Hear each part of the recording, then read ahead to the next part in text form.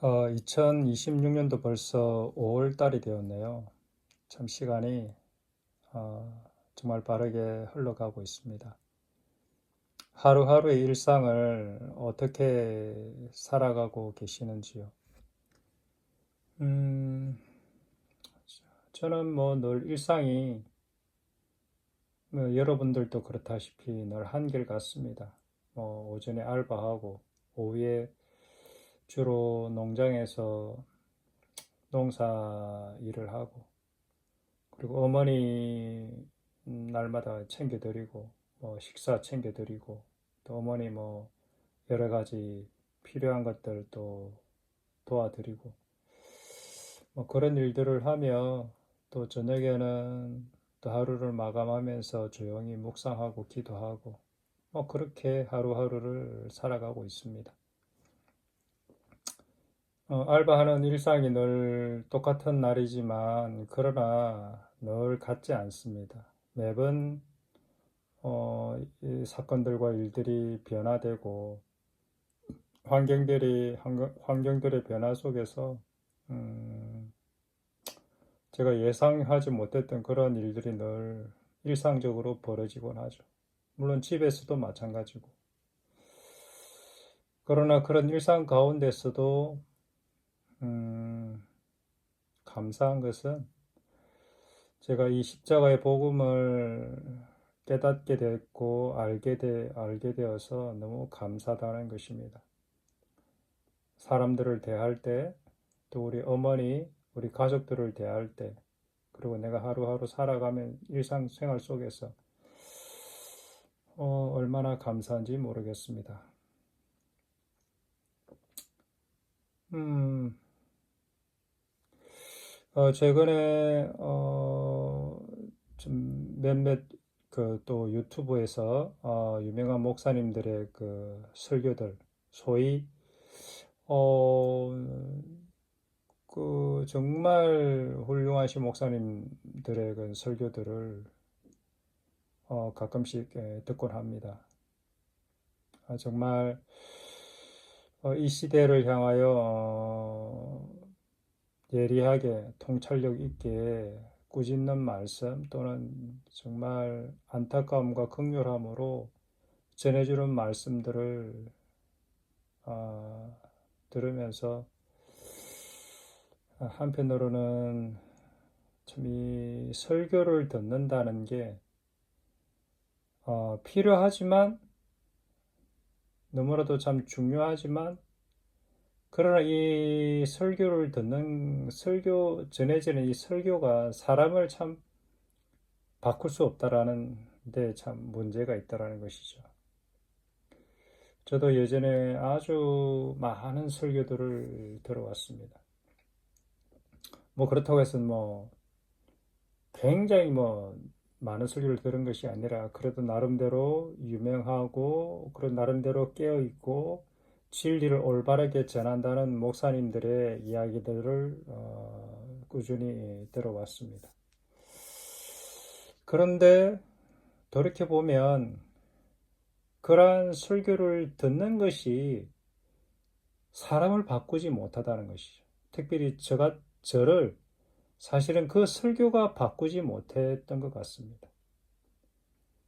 그러니까 그 설교는 도움은 되지만 결정적으로 사람을 바꾸지 못했다는 거죠. 설교 내용에서 정말 사람이 왜 안 변하는가? 너희들은 가짜다. 어떤 목사님께 너희들은 정신병자다. 이렇게 말씀을 하는 그 설교를 듣고서도 그래 맞아 라고 고개를 끄덕끄덕 하면서도 실제로는 바뀌어지지가 않는다는 것이죠. 그러면 설교가 필요 없느냐? 사실은 그것은 아닙니다. 사실 말씀을 많이 전한다는 것은 사실 어찌 보면 어, 참 힘든 일입니다. 왜냐하면 이 말씀 전하는 것으로 사람이 바뀌어지지 않기 때문에 그렇습니다. 유명한 목사님의 설교를 그토록 오래 듣고 정말 훌륭한 인격을 가지신 복음의 핵심을 깨달은 목사님의 설교를 오랫동안 듣는다 할지라도 사람이 바뀌어지지가 않는다는 것입니다.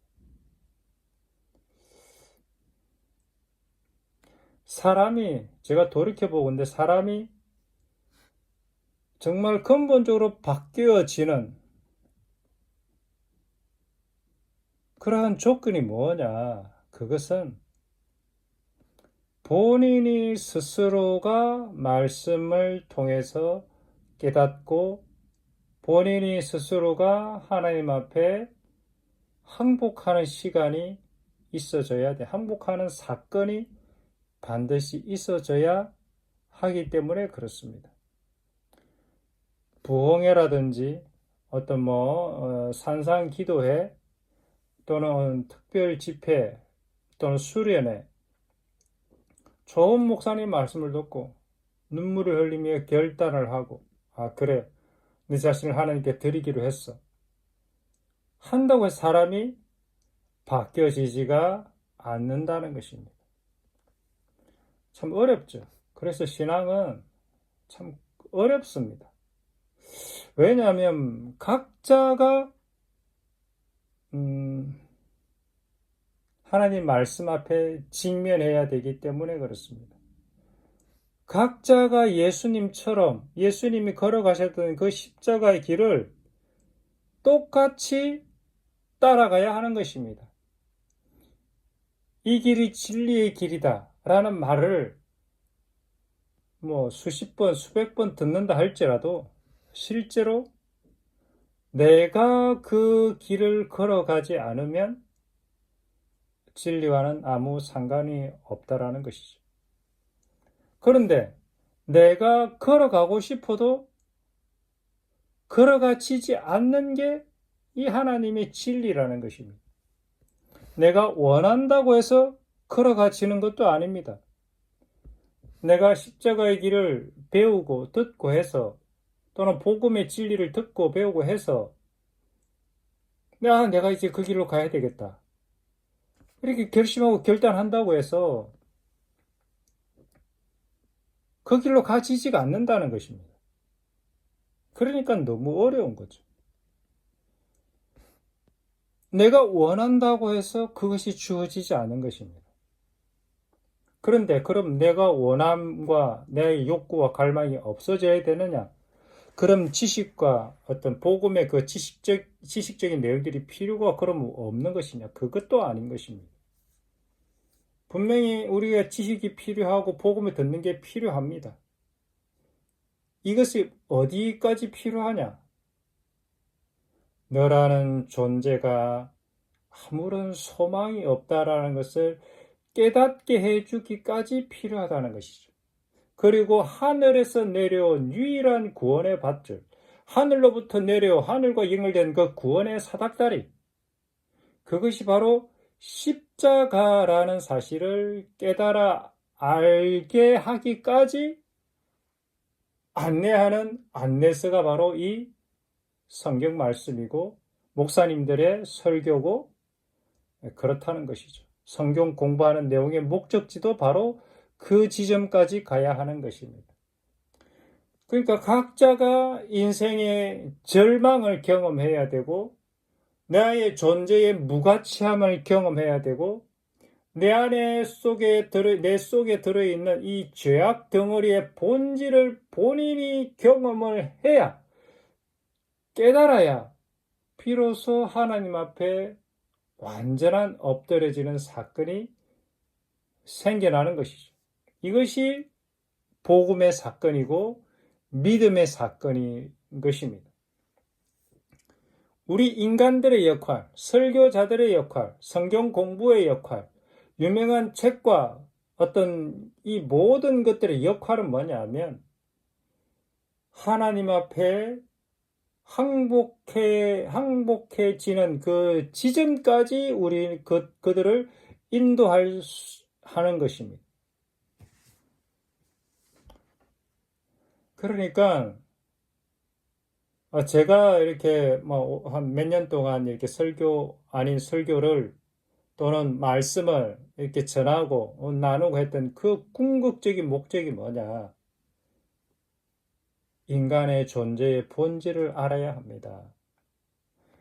내 속에 들어있는 것이 선한 것이라고는 하나도 없다는 것을 아셔야 합니다. 내 속에 들어있는 것이 악취가 나고 더러운 쓰레기 같은 그런 것밖에 없다는 것을 아셔야 합니다. 그리고 그것으로 인해 절망하고 하나님 앞에 애통해야만 하나님께서 비로소 구원의 밧줄을 볼 수 있도록 눈을 열어 주시는 것입니다. 얼마 전에 제가 아시는 분이죠. 그분이 두 분인데 부부인데 거제도에 이렇게 제가 필요한 어떤 짐들을 싣고 왔습니다. 고물상을 하고 계십니다. 그런데 제가 누님이라고 부르는 연세 많으신 이제 누님이 계신데 그분이 이제 어쨌든 고물상 하시는 분의 부인이시죠. 그런데 그분이 몸이 많이 편찮으세요. 제가 보기에는 이제 사실 날이 얼마 남지 않은 것처럼 보였습니다. 거동도 너무 불편해 하시고 걸어 다니는 것도 뭐 거의 부축, 거의 뭐 휠체어 아니면은 걸어 다닐 수 없을 정도로 이렇게 힘들어 하셨습니다. 그런데 그분이 참 이런 얘기를 이야기하는 게 조금 실례될 수 있겠지만 너무 몸이 불편해서 씻는 거를 잘 씻지 못했습니다. 그래서 앉아 있는 채로 이렇게 차를 고물상 하시면서 이제 차를 옆자리에 이제 운전하시는 우리 형님 옆자리에 타고 앉아 계신데 앉아 있는 채로 이렇게 쉬를 보기도 하고 그래서 옷에서 또 몸에서 참 말할 수 없는 그러한 참 찌린내라고 할까? 참 악취가 났습니다. 그런데 저희 집에서 하룻밤을 묵고 갔습니다. 그 악취 냄새가 참 얼마나 지독하든지 하여튼 일주일을 가더라고요. 창문을 열어놓고 방향제를 뿌려도 그 찌린내가 사라지지 않더라고요. 제가 하고 싶은 이야기의 본질은 냄새가 그만큼 지독하다는 것입니다. 우리 속에 들어있는 이 이기적인 욕망, 탐욕의 이 냄새가 너무너무 지독하고 그것이 뿌리가 뽑혀지지 않는다는 것입니다. 닦아도 냄새가 사라지지 않는 것입니다. 왜? 그 썩은 것을 그 원인을 그대로 갖고 있으니까. 원인을 제거해야 되는데 이 더러운 욕망을 제거해 버려야 되는데 그래야 냄새가 안 나고 아름다운 향기가 나는 그러한 사람이 되는데 그게 없어지지 않으니까 날마다 끊임없이 가는 곳에서 더러운 악취가 우리 마음 깊은 곳에서 쏟아져 나오는 거죠.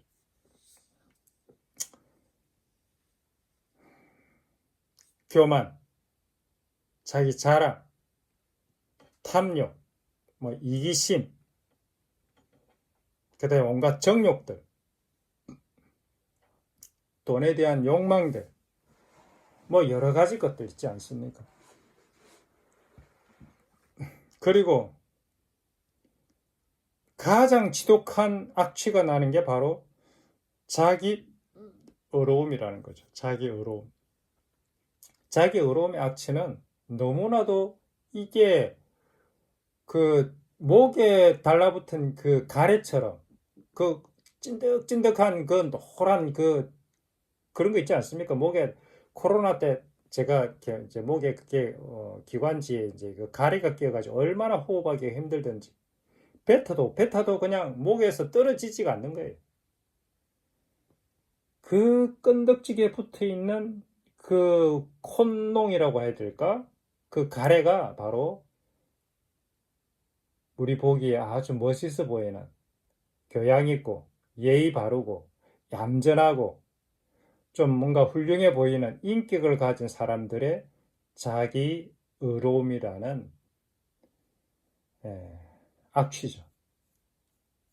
근데 인간은 사실은 참 분별하기가 어려운데, 그러나 하나님은 우리의 외모를 보시지 않고 우리의 마음의 중심을 보시기에 하나님의 눈은 결코 속일 수가 없다라는 것입니다. 그래서 오늘은 왜 이런 얘기를 자꾸 하게 되는가? 복음을 좀 전해주고 싶다. 복음이 무엇이냐? 물론 복음이 무엇인지 많이들 들어서 알고 있을 텐데, 하나님께서 제게 보여주시고 알게 해주신 그 복음 말입니다. 사도 바울이 로마서에서 말한 내가 이 복음을 부끄러워하지 아니하노니 이 복음은 모든 믿는 자에게 구원을 주시는 하나님의 능력이라. 먼저는 유대인에게요 또한 헬라인에게로다. 복음에는 하나님의 의가 나타나서 믿음으로 믿음에 이르게 하나니 기록된 바 오직 의인은 믿음으로 말미암아 살리라. 최근에 이제 저는 성경을 요즘에는 많이는 읽지 못하고 있습니다. 가끔씩 읽죠. 그러나 성경을 읽지 않더라도 가끔씩 읽더라도 늘 내 마음 가운데 하나님의 그 십자가의 사랑의 불꽃은 꺼지지 않고 있는 것 같습니다. 너희 안에 이 마음을 품으라 곧 그리스도 예수의 마음이니 그 마음을 늘 품으려고 애를 쓰고 힘쓰고 있습니다. 그래서 날마다 나를 주님 앞에 내어드리고 예수 그리스도의 그 종된 마음, 낮아짐의 마음, 비움의 마음, 자기 부인의 마음, 섬김의 마음, 그런 것들로 내 마음을 늘 채우려고 합니다. 그리고 날마다 나를 십자가에 내어 던짐으로 인해서 내가 이미 죽은 자로서 그냥 그렇게 하루하루를 살아가려고 합니다. 근데 이것이 힘드냐? 그렇게 힘들지는 않습니다. 왜냐하면 이미 나는 죽었기 때문에, 이미 나는 주님께 드려졌기 때문에 내가 날마다 나를 죽이는 것이 그렇게 힘들지 않습니다. 그러나 그렇다고 해서 쉬우냐? 또 그것도 아닙니다. 결코 쉽지 않습니다. 그러나 그렇다고 해서 그렇게 어렵거나 힘들거나 하는 것도 아닙니다. 그냥 할 수 있습니다.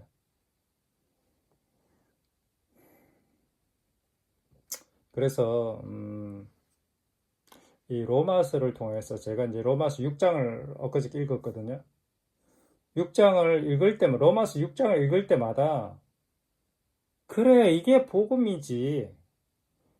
이게 정말 사도 바울이 그토록 우리에게 전해주고 싶었던 복음의 진리고 하나님이 우리가 어떻게 거듭날 수 있는 그 거듭남의 방법을 알려준 가장 핵심적인 본문이 바로 로마서 6장이라는 사실을 제가 예전에 깨달았거든요. 근데 읽을 때마다 그것이 더더욱 가슴에 박히는 거죠.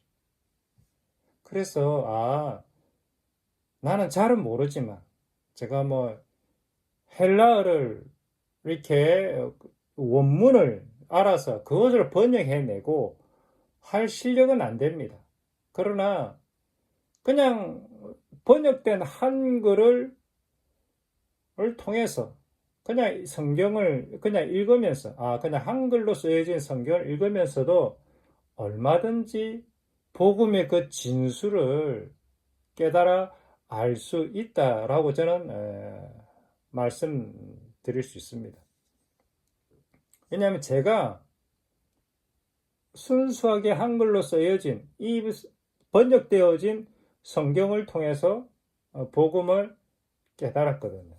그러니까 굳이 막 헬라어 원문을 써가면서 어떤 뭐 성경을 깊이 파고 하지 않아도 성경의 문맥을 따라 차근차근 읽어가면서 그냥 그 내용들이 어떤 내용인지만 깊이 생각해도 충분히 사도 바울이 우리에게 전하고자 했던 그 복음의 내용들을 이해할 수 있을 것이다. 저는 그렇게 생각합니다.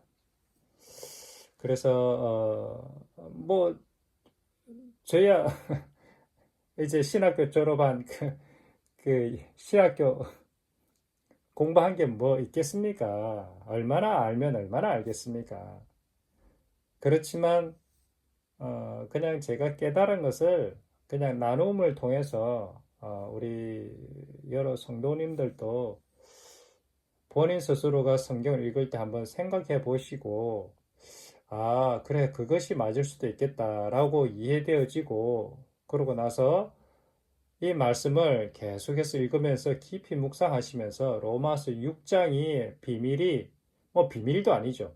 그냥 로마서 6장에 있는 내용들이 내 가슴에 확 박히면서 아, 결국은 내가 죽어야만 사는구나.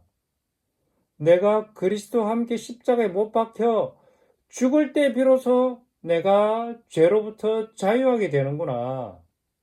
그 죄로부터 자유하게 된다는 의미가 바로 이거구나. 믿음으로 의롭게 된다는 뜻이 이런 뜻이었구나. 사도 바울은 왜 사랑은 율법의 완성이라고 로마서에서 그렇게 주장했는가? 이런 내용들을 이해하게 되면 조금 더 어떤 그 진리, 하나님의 그 복음을 더 가까이 다가가 정말 거듭남의 역사, 변화되는 역사, 그걸 통해 진정한 자유와 기쁨과 온전한 해방의 역사를 본인의 인생 가운데 경험할 수 있지 않을까 하는 마음에서 로마서를 나누고 싶습니다. 서론이 너무 길었네요. 사실 로마서에서 이게 참 우리가 조금 제가 이번에 읽으면서 좀 약간 특이했던 부분은 로마서는 로마에 있는 하나님을 믿는 성도들에게 기록되어졌다라는 것입니다. 자, 로마서 1장에 그 성도들에게 그 성도들이라면 이미 복음을 알고 하나님 말씀을 믿고 하나님을 믿고 예수 그리스도를 믿는 사람 아니겠습니까? 그런데 바울은 이들에게 내가 너희에게 복음을 전하기를 원한다. 이렇게 말씀하셨어요. 그러니까 믿지 않는 자에게 그렇게 하는 것이 아니라 로마에 있는 너희들에게 내가 복음을 전하기를 원한다. 하나님 믿는 크리스찬들에게.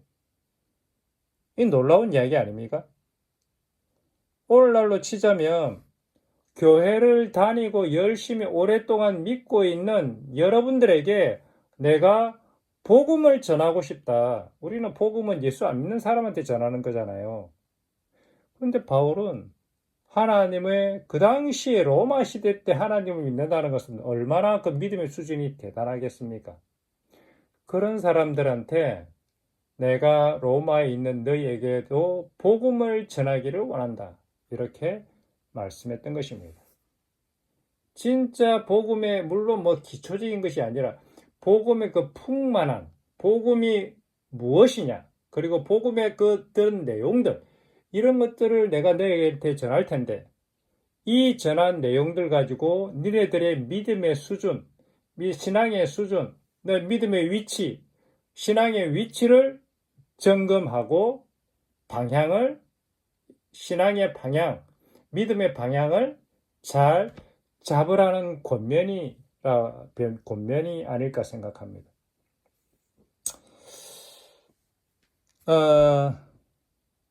로마서 1장에 보면 이제 언제까지 뭐 할지는 모르겠는데 로마서 1장에 예수 그리스도의 종 바울은 사도로 부르심을 받아 하나님의 복음을 위하여 택정함을 입었다. 이 서두는 서신 여러 곳에 이렇게 나오는 거죠. 예수 그리스도의 종 바울, 사도로 부르심을 받아 하나님의 복음을 위하여 택정함을 입었다. 키포인트는 하나님의 복음을 위하여 부르심을 받았다는 거죠. 택함을 받았다는 것입니다. 자기 존재의 목적은 이 복음을 전하는 것이었습니다. 근데 이 복음이 뭐냐? 이것이 핵심이라는 거죠. 하나님의 복음.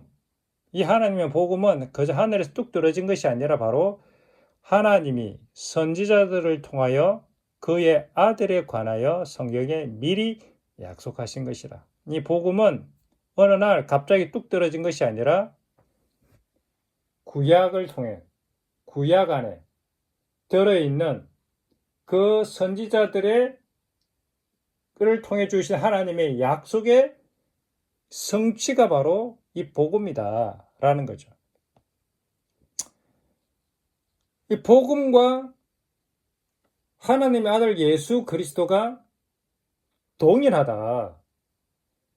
그러니까 이 복음은 바로 예수 그리스도인데 그 예수 그리스도 그 아들이 누구냐? 예수 그리스도는 누구냐? 육신으로는 다윗의 혈통이지만 하나님의 영의 관점에서 보면 죽은 자들 가운데서 부활하사 능력으로 하나님의 아들로 선포된 분 누구냐? 주 예수 그리스도다. 육신으로는 인간의 몸을 입고 온 다윗의 후손이지만 영적으로 보면 하나님께서 직접 보내신 하나님의 아들이다. 하나님의 아들. 어떻게 그것이 증명되었느냐?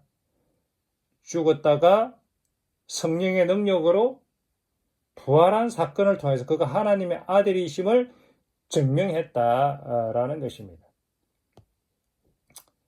그 죽음과 부활 사건을 통해서 우리는 예수 그리스도를 통해서 우리가 은혜와 사도의 직분을 받아 그의 이름 위하여 모든 이방인 중에서 믿어 순종하게 하나니 이제는 유대인뿐만 아니라 이방인들도 동일하게 이 예수 그리스도에 접붙여져서 그리스도께 순종하는 사람이 되게 하셨다. 이것이 복음이라는 거죠.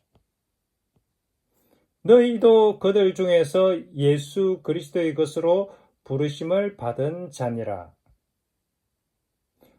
너희, 여기서 너희가 누구냐? 로마에 있는 헬라인이냐? 로마에 있는 유대인이냐?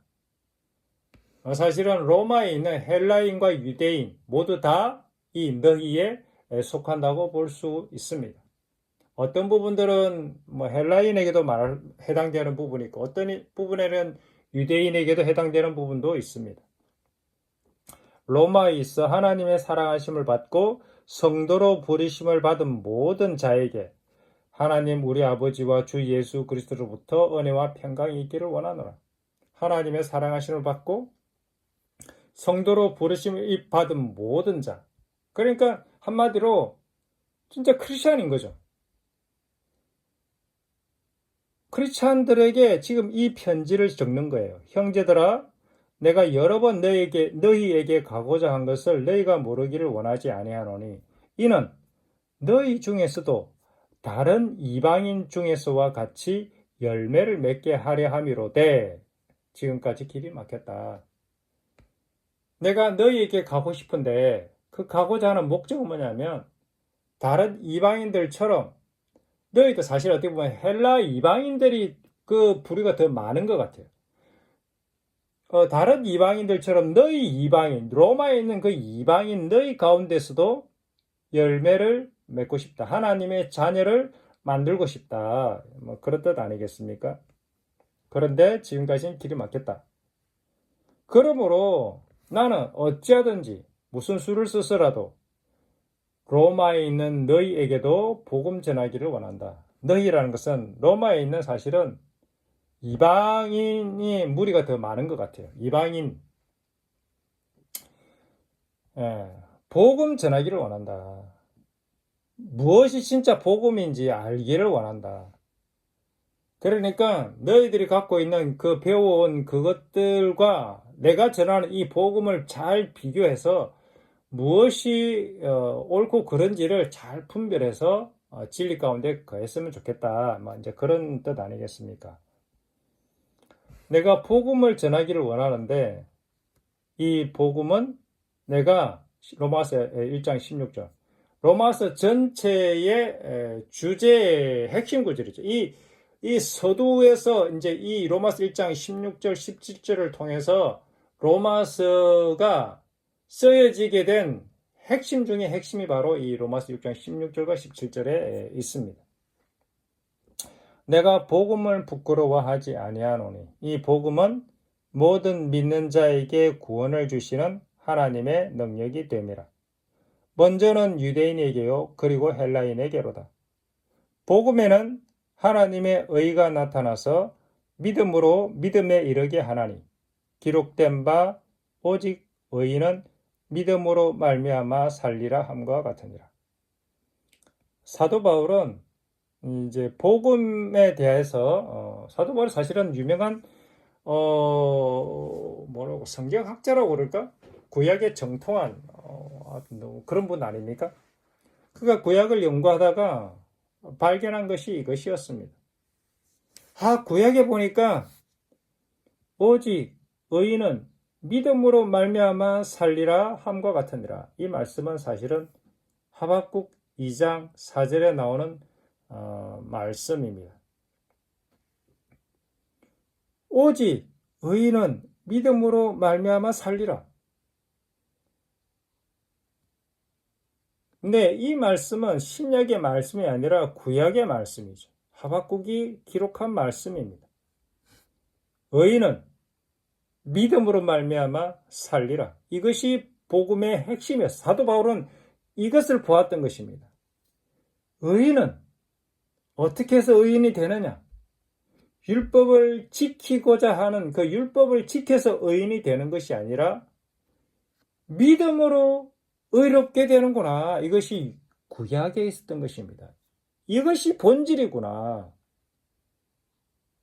그 믿음으로 의롭게 되는 그 의로움의 과정이 어떻게 해서 가능하느냐? 그것이 바로 복음이라는 거죠. 복음에 무엇이 있냐? 하나님의 의가 그 복음에 들어있다라는 거죠. 하나님의 의가 곧 복음이라는 거죠. 하나님의 의가 뭐냐? 하나님의 의는 율법의 행위들로 하나님의 의가 이루어지는 것이 아니라 믿음으로 시작해서 믿음으로 끝나는 그 행위들을 통해서 하나님의 의가 이루어진다라는 것을 보았던 것입니다. 그래서 율법에 기록된 바 오직 의인은 믿음으로 말미암아 살리라 함과 똑같은 거다. 의롭게 되는 것은 의롭게 되는 비결, 의인이 되는 비결, 구원받는 비결, 하나님의 진짜 백성이 되는 비결, 하나님의 언약이 성취되는 그 비결은 우리들의 노력이나 우리들의 열심에 있지 않고 우리들의 그 어떤 행위에 있지 않고 예수 그리스도를 믿는 믿음 또는 하나님의 그 사랑을 믿는 그 믿음, 하나님의 그 약속을 믿는 그 믿음, 그 믿음을 통해서 의롭게 되는구나 라는 것을 사도 바울은 이 말씀에 필이 꽂혀서 이 말씀으로 시작하여 로마서를 쫙 풀어 가고 있습니다. 그래서 복음에는 하나님의 의가 나타나서 믿음으로 믿음에 이르게 하나니 기록된 바 오직 의인은 믿음으로 말미암아 살리라 함과 같으니라. 이것이 구원의 핵심이고 복음의 핵심인 것입니다. 이 오직 의인은 믿음으로 말미암아 살리라. 이것은 하박국 2장 4절에 나와 있지만 이 로마서에도 나와 있고 갈라디아서 3장 11절에도 나와 있고 히브리서 10장 38절에도 이 오직 의인은 믿음으로 말미암아 살리라. 이 구약의 이 여러 말씀들 중에 구원론에 대한 가장 핵심적인 구절. 오직 의인은 믿음으로 말미암아 살리라. 복음에는 하나님의 의가 나타나서 믿음에 이르게 하나니 오직 의인은 믿음으로 말미암아 살리라. 믿음으로 시작해서 믿음으로 끝나는 인생. 이것이 하나님의 백성된 인생이라는 것이죠. 이스라엘 백성들이 출애굽해가지고 홍해를 건넌 다음에 광야에서 모두 죽은 이유는 저들이 하나님을 믿지 못해서 가나안 땅에 들어가지 못했다고 말씀하고 있습니다.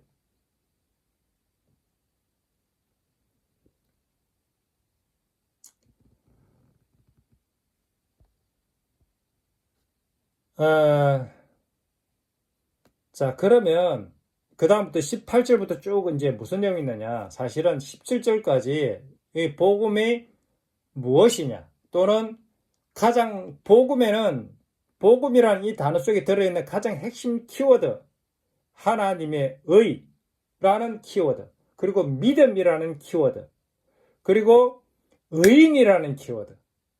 이 세 가지 키워드가 이 로마서 전체의 아주 중요한 키워드 중에 하나인 것입니다. 복음, 하나님의 믿음. 이제 의인은 이제 의인. 이것이 중요한 키워드죠. 18절부터 그럼 왜 복음이 필요한가를 설명하고 있습니다. 복음이 도대체 왜 필요한가? 그것이 로마서 1장 18절에서 32절인데